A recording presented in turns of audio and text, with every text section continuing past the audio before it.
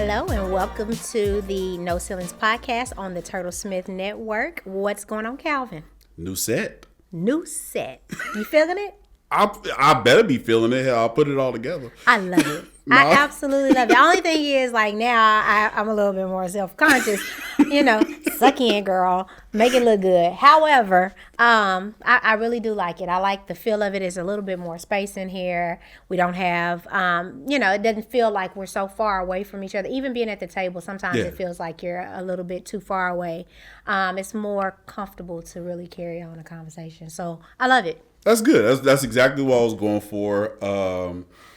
When we first started the podcast, we were just putting together bits and pieces of things. Now we've kind of acquired some more stuff, a few more things. So I wanted to open it up, make it a little bit more conversational, a little bit more relaxed, and then also make the space a little more multi-purpose, because we're also going to be bringing in another podcast that's typically catered to a younger demographic. So I needed to have the space in here to kind of create a couple of different sets. So that big old table in the middle was just kind of throwing a big wrench in my plans. So Gotcha. I walked in a few days ago and I was just like, hey, the number one thing that seems to be getting in our way is that table. Yeah. Let's just get rid of the table. Yeah, let's do something different. I love it. We definitely want to be able to just have the flexibility to also bring in more people. You know what I mean? So if there could be me, you, plus another person or two here talking one day. And we wanted to have the space to do that. So I hope you guys all enjoyed out there. Because there's a lot of my blood, sweat, tears, and curse words that went into it. So, Calvin, you cuss? Man, like a sailor. Oh, okay. Me too. I'm working on me, though. So I'm trying to do better. This is what I found out. People who are higher intelligence curse more. That's what, or at least that's the stat I'm going to cope with. Actually, I saw that on social media somewhere. Yeah. I don't know if it was YouTube or what, but I did see that. So, cuss away. All right. Well, we'll try not to cuss in the first 6 or 7 minutes, because I think YouTube doesn't like that. But about I'm gonna start setting a little 7-minute timer in here, and we're just gonna start letting it fly. Now, anybody that knows me know that I've had my fair share of words, but I am working on me, and I'm working to get better. So maybe not so much. So fair enough. Well, how's everything else going? Like, what's been going on this week? Well, okay, so. Baby, it is prom season. Ooh. Okay? And I don't remember, I guess if I go back to me being in school and going to prom, we were prepared. We were a few months in advance looking for dresses. I don't recall getting down to like the last couple of weeks. Like the last couple of weeks, my dress was being altered. Yeah, I feel like we were like probably about maybe a few weeks out or so. We had everything kind of picked out, planned out. We knew the direction of things. It was just about that anticipation. 100%. However, my beautiful daughter has waited until the last minute. Wait, she prom age now? She's prom age now. She is a junior. What? So she's going to prom this year. Okay. And who's her date? Make me pull up. We'll talk about it after the okay. episode. Because it's crazy, because you're going to know who he is. I'll pull up. You know his people at least. They know me. He's a very sweet young man. Okay. And they're going to prom. And he didn't have his stuff either. And so yesterday, a few weeks ago, we had decided that we're going to make a trip to Texas, because here in Oklahoma, there are places, but there aren't very many places. Right. And one of the things that I think when we were in school, we always wanted to make sure that I wasn't showing up to prom in the same dress that somebody else had on. That is a common thing, yes. So you have to be specific. Like, if you're going to a place in the mall to get your dress, that may be a problem. But if you go to more of your pageantry places or David's Bridal or something like that, they have systems in place to prevent that. And so we went to a store on yesterday. Mm-hmm. And we walked in the store and she started looking at dresses. She found a couple that she liked. Mind you, she's like a 00. Okay. So that's gonna be it's gonna be hard to find something for her in that way. But also, it seems like the either the smaller or the bigger you are, it's harder to find stuff. it is hard. It's the same on both ends of the spectrum. And so we went to a store in Edmond, and I walked in, and I'm used to I used to do pageants, so I'm used to dresses being $300-$400, no big deal. However, I looked at the first dress that I looked at was $555. Get out of here. And baby, when I tell you that I started looking around just to see, like, are there any ones that are cheaper? You know, she's only gonna wear this one time. The lowest that I found, now granted I didn't look at every single rack, but the lowest that I found was $500. That's a car payment. 100%. What in the world? I remember. Yeah. You know, actually, so when we went to prom. The place that fun fact, the place that we had our prom, both our junior and senior prom, is now a dispensary. I go there from time to time. So we really don't have no places. But the thing that throws me off the most is exactly what you said.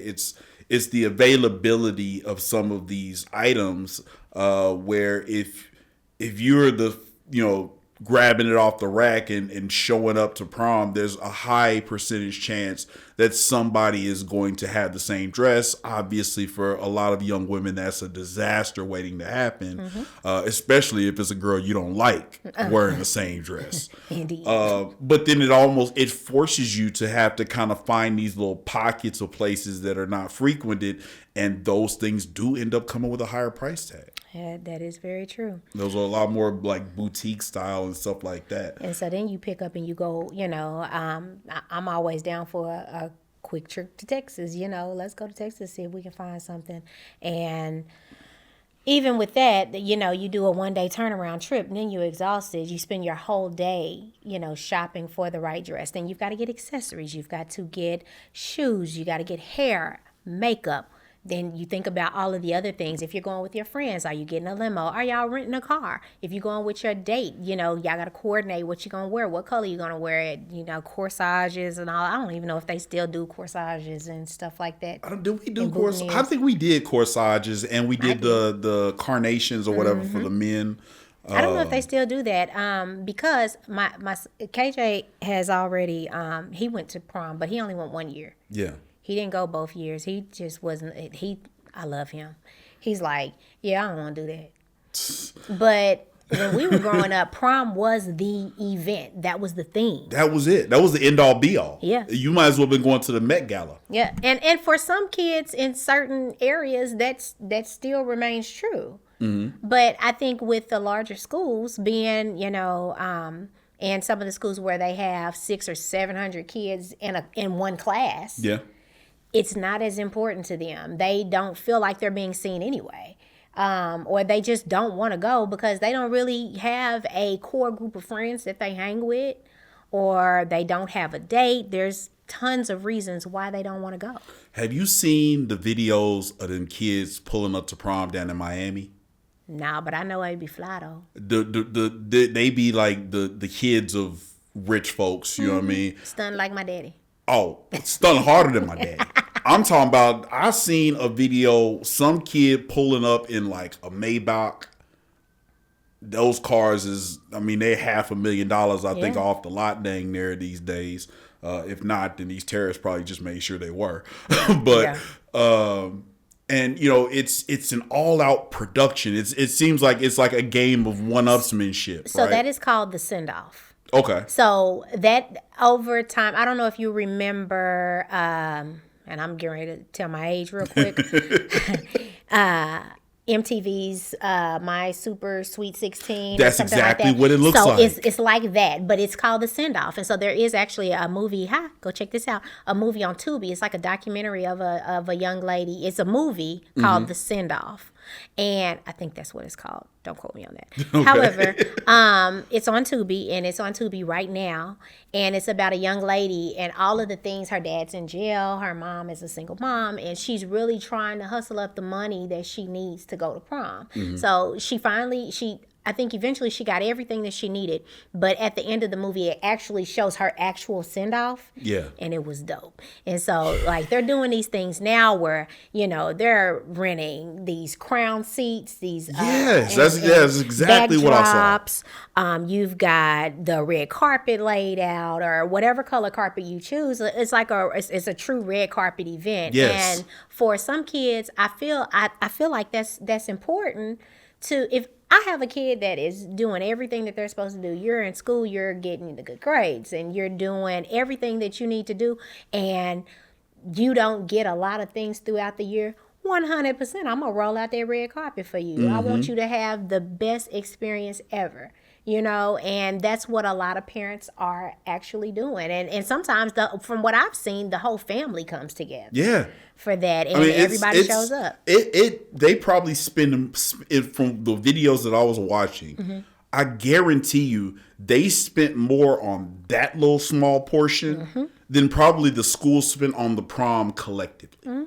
And it is insane, the amount of creativity that I saw. And, you know, some people get it, some people don't. But, you know, in our culture, we do like we like the big show. We like the bravado. We like the flashiness, you know, and all that stuff. That's because we're royalty. It comes from exactly what you said, that lineage and those traditions and customs that have been passed down, whether we know that that's what they were from or not. And so I just thought that was really cool to see, and, you know, to see that culture is still being preserved in some areas. But you're right. It seems like that maybe post-pandemic and things like that, the drive for the social interaction is just a little bit less with this generation or this class of kids. But we got to talking about this earlier when I called you earlier on the phone, and it got me to thinking, what does the business of prom look like? And so I found a video it's from France 24, which I haven't done very much investigation into the channel, but the piece on it was pretty good. It was a highlight inside the profitable business of American prom. So let's take a look at this real quick. Okay.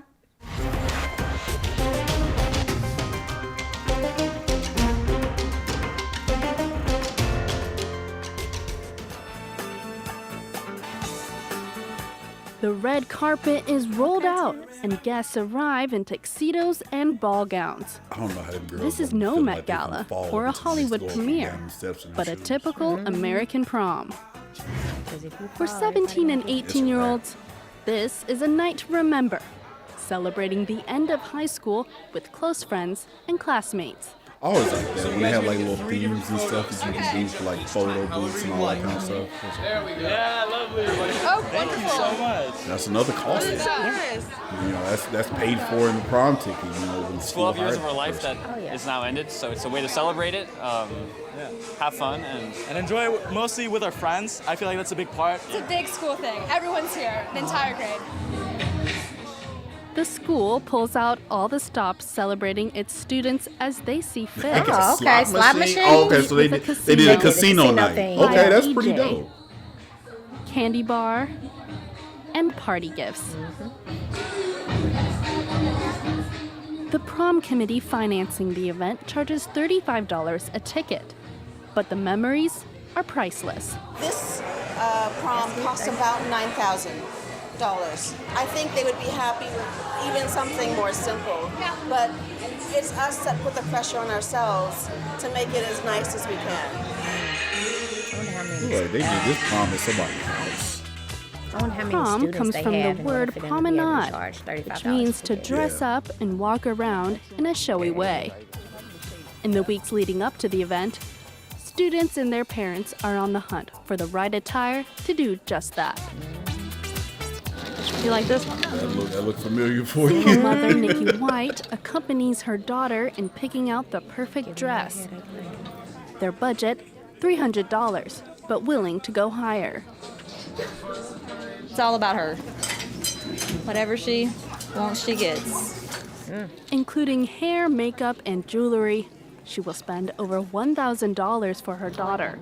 and more or less the same for her I son. didn't even think about the hair. In order to afford this price tag for both children, Look at that. What Nikki is that, had to velvet? pick up a second job. And I got twins. I just feel good to be able to do this for them. I'm loving every minute of it, and I would work 3 jobs to ensure they I'm glad I said my kids are separated. got to go. For formal wear boutiques, prom season is a crucial time for business. We have 70% of the year revenue. So we make that within the 2 months of prom season. That's what I guess 70%. helps She with said the business too, 70%? because they really don't have a price in mind. They just want to make sure they get that look. Amin Musharrab's limousine service is also flourishing during this season. His limo will be fully booked, transporting students to and from the venue. It's a good money-making business as well. If we get overbooked, we are in trouble, but we try not to get overbooked. We have other companies that help us out in case we get overbooked as well. But it is very profitable business. Spending $600 a night for a limo, these parents are quite literally rolling out the red carpet for their 600 teenagers. for the Strike a pose, man. Yeah. And they seem to be enjoying the experience just as much as their kids. We thought we'd do a little splash for them. Gotta be like a mermaid dress. That could be pretty dope. Do a little red carpet. We just didn't want this day to just come and go like that. Wanted to do something memorable. According to a 2015 consumer report, Americans spend on average $1,000 to attend the big event, all contributing to this lucrative million-dollar industry. I'm in the wrong business. Man, who you telling? I'm in the wrong business. I'm sitting up here thinking about to myself right now, should I go ahead and invest and buy a limousine? Real talk. And then they get fancy with the limousines. You know, now it's not just a regular limo that we used to see back in the day. They got special tags on them. I mean, the name tags, the fancy cars. Yeah. What is it? What did you say earlier? Like the Mercedes The Benz, the Maybachs and Maybach, yeah. party buses. They do all of that. I seen one that was a stretch Hummer and had a hot tub on the back. Man, that thing nasty. I'm like, Ew. how you keep the water from sloshing out if you gotta hit the brakes? Like, okay, if you like that. but those numbers to me just seem, to me, and I'm not bragging or anything. Yeah, they sting a little bit, but we can afford them, right? Yeah. We've done some smart things in our lives to be able to get ourselves to a position where this is even a conversation within the household of a possibility, right? Most people can afford it. Most people can, but there is a large amount of people who can't. Yes. And that kind of got us into a little bit of discussion of the number. You pulled some numbers, didn't you? Yes. There's, as far as the amount of money spent on just the prom industry, they were a lot higher than I had originally thought. Yeah, so it says that the spending breakdown for the 2025 projections for the spending breakdown is anywhere from $300 to $800 for attire, $120 to $250 in tickets, up 15% from 2024. Yeah. Photos and extras are anywhere between $200 and $600. It says 63% of students now opt for professional packages. Yes. That's crazy. Then you've got after parties. 42% of teens spend more on after events than prom itself. You remember our after parties? We used to just go take over the Hawthorne Inn. The Hawthorne Inn, baby. And it ain't even a Hawthorne no more. That's crazy. What is it? Is it still there? I think it's like Homewood Suites or something like that? No. They turned it into business offices. Oh, really? It's not even a hotel anymore? Nope. Oh, we shut it down. Nope. Yeah, we did. Cut up. So, yeah, 55% of students consider eco-friendly options when shopping for prom. And then rental platforms saw 70% year-over-year increase in prom-related bookings. Now, when we get to talking about prom expenses, it says that prom expenses in full have risen 18% since 2022 due to supply chain cost and heightened demand of experiential add-ons like VR photo booths. Yeah. So, yep. This one that I pulled here specifically because we all know prom. When it comes down to prom, I mean, yeah, the guy's there, and you know the date. The guy is always considered the date, even by his own parents. He's the date. Yeah. The most important thing is that dress. Yeah, that dress. It sets the tone for the whole night for that couple or for that young lady that's wearing it.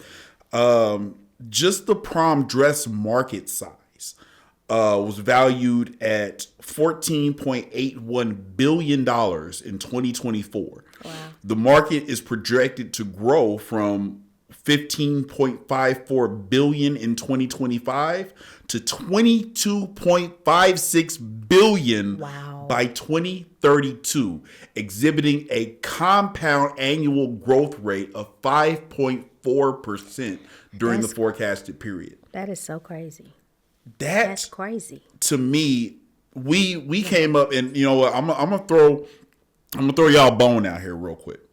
If you want to be looking to make some money, you just heard the young lady on that video saying they're doing about 70% of their annual stuff during prom season.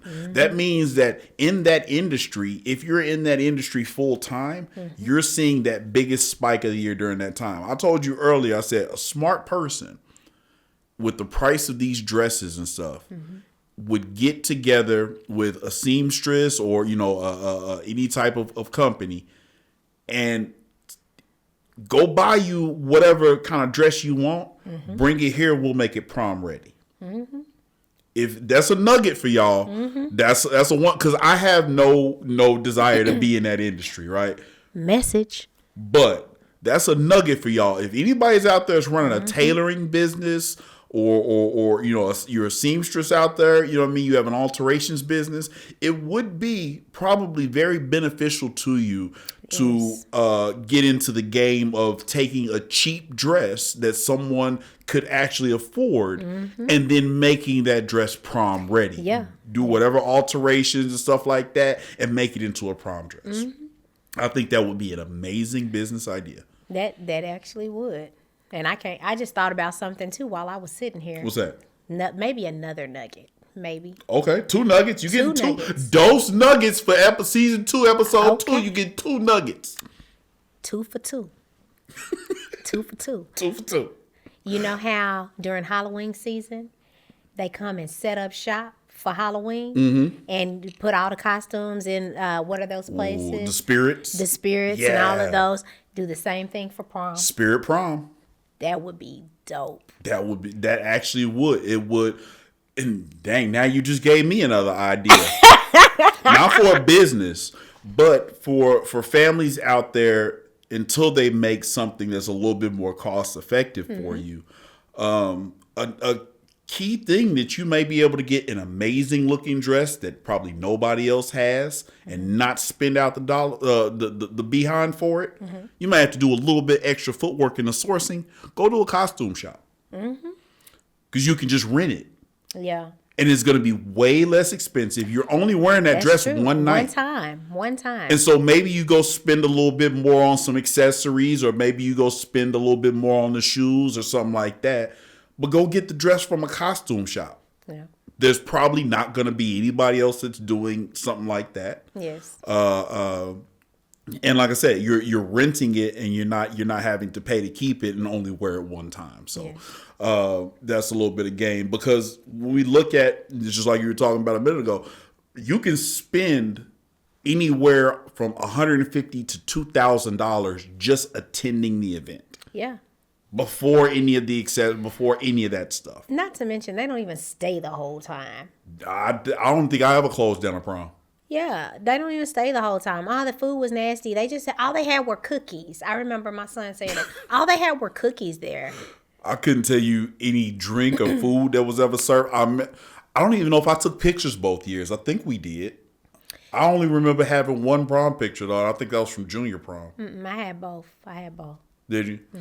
But yeah, I don't think we got there probably by 8 o'clock. We were probably out the door by 10. Yeah. And because we was trying to get to the after party. Exactly. That was it. Now, we had the place closed down. I ain't gonna tell y'all what we did. Now I'm gonna tell y'all, my kid ain't going to our after party. You can come right on back to the house. Come on, yeah, bring it on back. I mean, times have changed, and I feel like kids. There's a lot of stuff happening right now, and that's a different topic for a different show. But fentanyl and all of these different, it's everywhere. And so I feel like, I want to know that my kid is safe. And so I would rather host something at my house. Facts. And make sure that I have an eye on everything and everybody that's there and take care of them in that way than for them to be out just willy-nilly doing anything. But that has also come at a price too, doing stuff at your house, because I believe it was a few years back, there was an incident that happened at a house where a little boy passed away. And so you do have to be you just have to be really, really careful, and you really have to plan things out and make sure that with the amount of kids that you have the appropriate supervision and everything. Right. That's one of those things where I would be comfortable hosting something like that at my house. Yeah. But I would definitely ask for a few more parents to kind of come over and help me out with that. Just to kind of keep an eye out on things. Because you are right, you do start to run into some liability issues with what you allow to go on there. And I know a lot of people want to be the cool parent, or they want to be the good evening, the good evening send off for all the kids and stuff. But at the same time, you have to remember these are still kids. The Mean Girls mom, the one that wanted to be a part of the Mean Girls. Right. Yeah, you can't be that person. That was an Amy Poehler played that part. She is hilarious too. She killed that part. Oh man. But you're 100% spot on with that, because there is there's a darker side to this, that we hear of every year, and it comes around the same time of year between two different events, prom and graduation. Yes. And so there are some things that, not to serious us out too much, but you just need to watch out for and not contribute to. Absolutely. It would break my heart to no end to know that, I fostered a situation that allows someone else's child to be hurt. Absolutely. Yeah. But the business of prom is a big thing. There are a lot of different, or like you said, new technologies and things coming into play.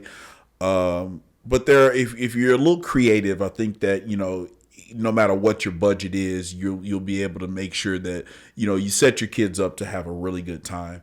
And get all of the things of their dreams while still not breaking the bank and paying a car payment for a dress. Absolutely.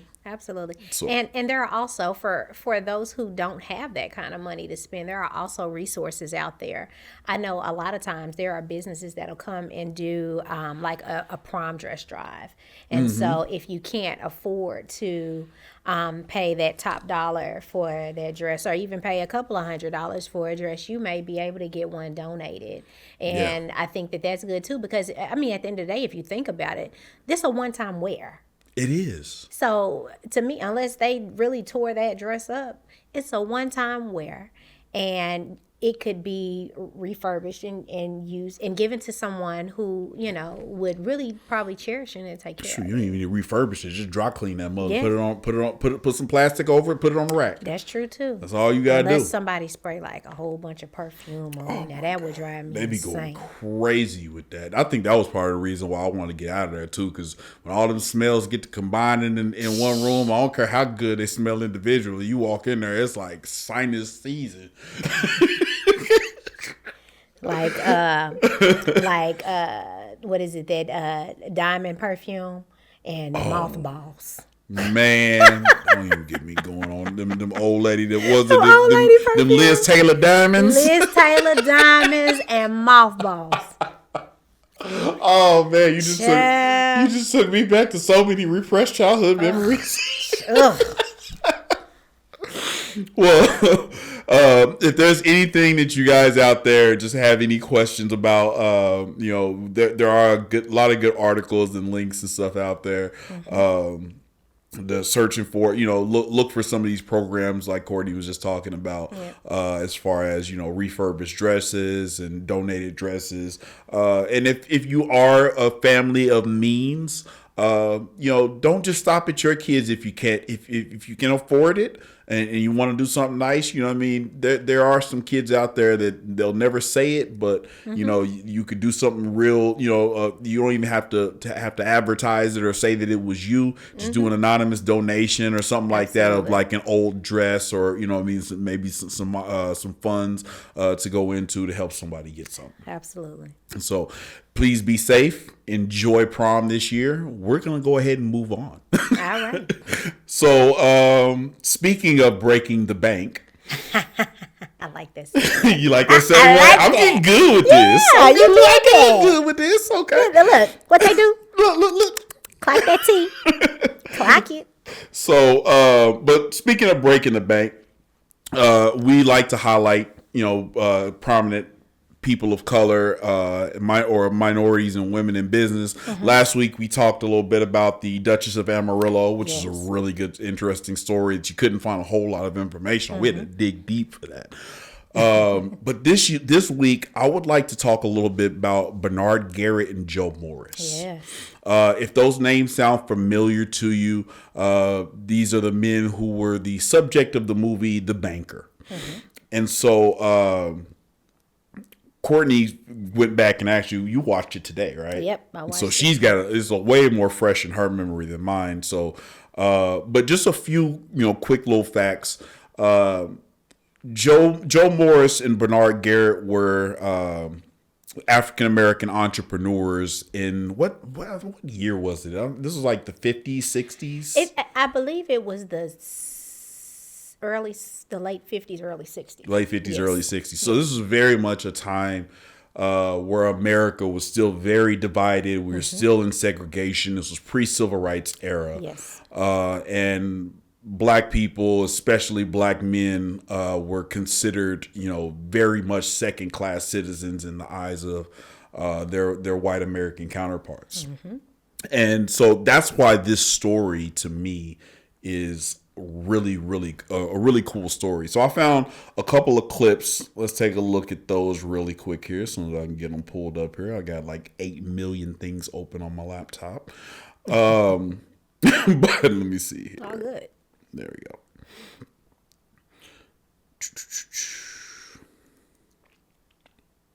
This? Sure, a bunch of bankers' headquarters in there. I want to buy it.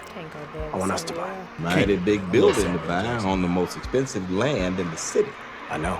We'd need a substantial loan. You don't own all 18 of those properties outright, do you? You know, there's not a single Black-owned building in downtown Los Angeles. And there's a reason for that. Tell me something I don't know. Convince me. The best place to learn about the present state of the real estate market is inside of a bank. We get that building, we'll be inside 12. They'll think twice about refusing to make loans to us.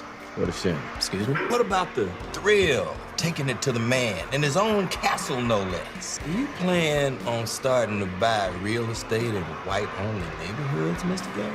All this information we'll be getting from hanging around all these bankers is going to be about property in white neighborhoods. That's exactly what we're going to do. How in the hell do you plan on pulling that off? The same way we're going to buy the banker's building.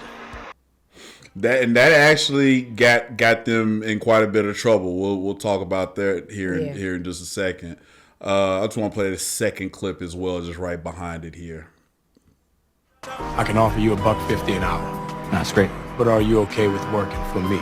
I like the idea of watching you build a business. Money's green. That's the only concern about color I got. Let's get to work. Yeah. What are you doing here? Just doing some renovations on the empty apartment. What hours do you work? Well, the city say all construction has to be done between 8 a.m. and 6 p.m. And you can tell that Mick that owns this place when he goes jacking the rent. He ain't jacking mine. Yes, ma'am. Mr. Barker was very clear about your lease when he sold me the building. This is a white building. You can't own this place. Bernard Garrett. Yes, officer. Is there a problem? Miss Cooper, in apartment 28 is not like you working in the building. She said you were impersonating the owner of the building. I do own the building, officer. I keep a copy with me just to be safe. Actually looks real. Try to be more respectful to your tenants. You can't be here after 6 p.m. Contractor can't be here after 6 p.m., Miss Cooper. I'm a resident. I'm moving in. There go the neighborhood. Miss Cooper moved out very fast after that. But those should be familiar clips. I pulled those because they're probably some of the most viral clips that have gone around about that movie. So I pulled those specifically just for familiarity's sake. But this was a very interesting story for me in particular. I think it's maybe due to kind of like my attitude about things of you can't tell me no. Yeah. If it's something that I'm really passionate about, you can't tell me no, because I'm going to find a way to circumvent your no. And I'm going to, while I'm finding a way to circumvent your no, I'm going to think 3 more steps ahead just in case of what you come back with. Yeah. Because I know you're going to come back with a way to try and stop me. But to watch 2 men, or to see the story of 2 men do this at the time that they did it in America, that was bold, man. Very bold. And not only that, if you look at his childhood, his being Bernard Garrett, during when he was a child, he was like a shoe shiner. Yeah. And he would shine shoes, and he would sit and listen to the men that were doing business. He was listening and getting tips. Shine shoes right outside the bank that they eventually tried to or eventually bought. Yeah. And so he would sit and listen at tips, and people people would run him off. But at the same time, like he's learning, he's training himself. If I can't go get that training somewhere, I'm gonna find a way to learn it. Yes. It's the same thing that you just literally what you just said. You tell me no, I'm gonna figure out a way to do it anyway. You know what I'm saying? I mean, I'm not sitting here right now talking to you in this environment that I created without that mentality. Yeah. I went into, and I didn't have to deal with the scores of racism and things that those guys did, of course. But the way that I got into video production just in the beginning was we were doing music, and we had somebody that was doing the video production, and all that stuff for us. And, throughout time, life got the better of him, a little bit. And, he was going through some personal issues, and he decided to step away. And that could have been the end of it. Right. But I still turned around and I looked, and I had this group of men who were kind of looking at me to say, okay, well, what's the next step? Yeah. And so I found a way to get us and move us around to different places, and got videos and photo shoots and all that stuff done. And at the end of the year, I looked at the price tag on that, and I'm like, man, we could have just spent that money ourselves. Yeah. And, learn how to do this. And so that's what I did. And people say, well, you didn't get any formal training. Well, yeah, I had some formal training. It was called me sitting my butt in front of this computer until 4:00 in the morning for 6 months straight to just figure out how to do this without anybody having to tell me. Self-taught. School of hard knocks. And it was, to me, the thing that was telling me no, life was telling me no at that point. Yeah. Life was telling me that this person has taken off and you can't do this anymore. No, that's not how it goes. Not for me. You can't tell me no for something that I'm passionate about. Right. And so I get this, I get the attitude that these 2 men approach this with. And I really, one of the things here that, we're looking at, I got some notes pulled up here. But just talking about Bernard Garrett, one of the first African Americans to build a successful business empire in the 19th century. He helped to develop and invest in real estate in Los Angeles, which largely contributed to a lot of the city's growth. He amassed a fortune in real estate, oil, and banking, becoming one of the wealthiest African Americans of his time. And they didn't talk much about the oil in the movie. They didn't. That's one of the things that they did not hit on very much. They talked about the real estate, the banking, and all that kind of stuff. They didn't really go too much into the oil. So I want to do a little bit more research on my own and kind of figure out where he was connected and if those things are still kind of going today. Right. And then he was also, a prominent civil rights advocate. I imagine probably funded quite a bit of the civil rights movement that was going on there in Los Angeles. Yes. And his life and achievements were largely unrecognized for a lot of years. But they've become a key example today of how African American entrepreneurship and resilience just kind of, it's resilience. Yeah, I just said it. He legit, he would not take no for an answer. No. I think one of the points in the movie that I remember was when, and I can't remember the man's name. I think it's Mr. Barker. Maybe I'm saying that wrong. Anyway, sounds about right. He had told him that he wouldn't be able to help him with a loan. Mm-hmm. He used the man's name anyway. Yep. For the loan. And so the man calls him and he's like, "Did you use my name?" And he was like, "Yes." And he was like, anybody with that, that would go that far, I can't turn down. Like, I'm going over to sign off on the loan papers. Are we doing this or not? And I was like, wow. Like, I mean, of course, don't do that today, okay? Don't do that. But, you know what it kind of reminds me of a little bit? What? And I wonder if this is where he maybe even took the strategy or got the strategy from, because I didn't really look up and see where whether he was born and raised in Los Angeles or whether he came there from somewhere else. He was from Texas. From Texas. Okay, then that would probably make sense. You remember the story of Black Wall Street in Tulsa, Oklahoma, 1920s. There was one white person who worked in all of the Greenwood district in Tulsa. And that was the president of the bank. He had no power whatsoever. He was just a figurehead because the Federal Reserve would not release the funds to the bank unless the bank had a white president. Exactly. Yeah. Yeah. And so they put him in and said, "You just gonna sit here and look pretty and let us get this money." Exactly. And so I wonder if maybe some of that strategy came from that kind of it would make sense because the areas, Tulsa, areas, Texas, right now. I mean, Oklahoma, Texas, right next door to one another. But I just thought this was a very fascinating story, or a highlight. A little bit about Joe Morris here as well. Bernard Garrett's business partner.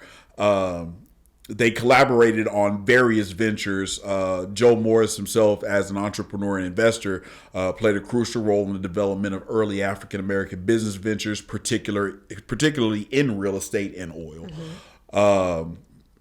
He was known for his ability to navigate and challenge the financial systems of the time, which did contribute to the success of their ventures. And navigating and challenging the financial system, to me, that just says being black and participating in it successfully. Because during their time, the barrier was usually the secretary. Yeah. The secretary is not even going to let you. Matter of fact, in that scene in the movie, he went in the lobby. He was looking at the guy. He's sitting there and looking at the bank plate on his desk. And she said he's available. First she said he's not in. Here. He's right there. He's sitting right there. He's like, he said my vision is pretty good, and I see he's sitting right there. Right there. I stand corrected. He's not available. I was like, I know you lying. Yeah, you get shut down at the door. So, but just like Bernard Garrett, Joe Morris was focused on uplifting the African American community through economic empowerment, creating opportunities for other people and things like that. And he was, he's not as known as Garrett, but his contributions to their successful partnership and his entrepreneur efforts really helped shape the course of African American business history. Right. And so they are very, very significant men in the entrepreneur, real estate, and I think that these are. I hate to get on my rant here, but I'm going to. You're gonna do it. These are the names that should be known in your household, amongst your children, before a Future, before a Cardi B, before a Quavo or an Offset. Don't hurt them, Calvin. Don't hurt them. If your children don't know the names of Joe Morris and Bernard Garrett and look at them with the same reverence as they're looking at Kodak Black. Mm-hmm. We have lost the plot. Mm-hmm. These are men who, through sheer cunning, wit, and just all out determination, moved mountains for their time. Mm-hmm. And if we don't start, I think personally, this is me personally, this is not Courtney, this is not Turtlesmith, this is Calvin personally. I think that if we do not start to embrace these people and their legacies and live up to them and aspire to be them, then we deserve what we get. Yeah. Yeah. I understand that there is, and I know some people who may watch this may say, but Calvin, there are so many other factors. I understand what those factors are. Mm-hmm. We lived them. Yeah. And I understand that there is a lot of people believe that there is a playbook that is being run against our community, and I wholeheartedly agree with them 1,000,000%. Yeah. But every team has a playbook. Guess what the other team has? They have a playbook as well. Mm-hmm. And my objective for my team is to make sure that my playbook and the plays that I run out of it make you less successful at running your plays against me. Yeah. And so we're going to continue to highlight these people, not simply because we just want to fill some time on a podcast. Yeah. It's because we want to start putting these names back into the ethos and what you people are consuming online, and understand that even looking through all these dark times and the dark legacies that we've had, there is a better way for us, or there are better role models for us to aspire to be. And if we all take that tone, then there's no play that they can run against us. I agree. Ever. And I also think that they need to spotlight one of the characters that I thought was brilliant in the movie was Eunice. Yeah. His wife. Like, she supported him. Everybody thought that Bernard was crazy. And she supported him through everything. Like, they talked about him. They said, so you going to buy up real estate. Oh, so you going to be a banker. You going to do it. Like, they were challenging. And it's crazy because sometimes your family will downplay your dreams and goals before people that hate you will. Talk you get about what I'm it. Saying? And so sometimes you have to his wife was a key element in him continuing to push on. She was like, so what we doing? Mm-hmm. I'm gonna support you in that. Okay, so we gonna do the bank now. Okay, well, I'm gonna support you in that. Of course, she didn't say it that way, right. But she was ride or die for him, and so that should be an inspiration to women who have husbands who are aspiring entrepreneurs or vice versa. Support that person. You don't know what it is that they have going on, or what they're trying to do, or what the vision is, and just support that. And of course, you don't want to. He was smart about it. He wasn't going out to, break the bank. They were paying to stay with her uncle in a house of her uncles or whatever. Mm-hmm. And, they had money saved up. So don't go spending the rent money, Don't do that. But if you have a plan in place, support each other in whatever that plan is, so that everybody can see those dreams, be lived out, and everybody's happy. And the crazier that dream sounds, the more likely it is that nobody's ever done it before. Yep. That's why it sounds crazy. Yeah.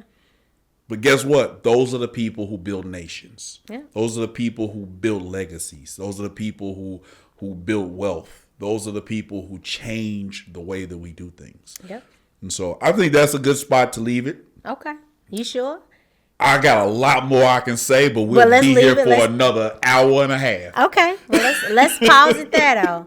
Let's pause it there. Now, we may jump back to this in another episode in a different conversation, because there is so much to unpack that. How everything ended, and what did or didn't happen. But if you get the chance, go watch The Banker. Right now, it is currently showing on Apple Plus if you have a subscription. I think that you may even be able to watch that on YouTube for free. You may be able to watch it on YouTube with ads. Unless you got Prime. But yeah, that's why I didn't want to go too much into the story because I want to give people that haven't seen it a chance to see it without spoiling it for them. Yes, see that. So yes, please go watch that if you haven't seen it before. It is an incredible story. You will cry. I'm a grown ass man and I cried a couple times just because I understood the struggle and I understood what it took to overcome it. Yeah. And so that's a great spot to leave it. I'm gonna let you get back to searching for this dress. Okay. Thank you very much. Thank you, Ben. And I send my thoughts and prayers to you and my brother-in-law. Yes. Because it seems like y'all, from what the numbers we just looked at, seem like y'all finna go through a lot. Yes. And see, it's different with girls. With boys, it's not so bad. With girls, it's the whole shebang. You got to do hair, you got to do makeup, you got to do all of those things. Well, I finally got one of both, so I'm gonna get to see exactly what it feels like. I can't wait. Oh, I can't wait. Don't put that on me. I can't wait. Don't do that. Because she extra too. She so is. I love it. Wait till you see her fashion designs. Hey, look, I'm gonna say this before we get out of here. I went to this morning. It's my late day, obviously, because we filmed this day. So on Thursday mornings, I get up and I'll go and hit like a couple buckets of balls at the driving range or something like that. Yeah. And so by that time I come back home, the kids is up and they're running around. Well, I walk in the house and my son's back there in the back patio playing with his train set. You know, stuff little boys do, right? Mm-hmm. And I turn around and look, and my baby girl, bless her heart, she come in. You know the little Minnie Mouse vest that mom and daddy got her with the hood on the top. She got that on, some biker shorts, a little t-shirt underneath, and her brother's old tennis shoes. And I said, "What is this fashion? Minnie Mouse dress." Oh, I'm done. My Pookie. That's my Pookie. But thank you guys for tuning in. Yes. Please like, subscribe, comment down below. Come back into the comments and tell us what you thought about the movie after you watch it, please. Yep. Hate it, love it, questions, anything else we can unpack, let us know. Absolutely. And as always, keep on grinding, keep doing your thing. We're here for you. Check us out, turtlesmith.com. And anything else, Courtney? Nope, I think that's it. All right. Happy prom season. Happy prom season. We'll see y'all later.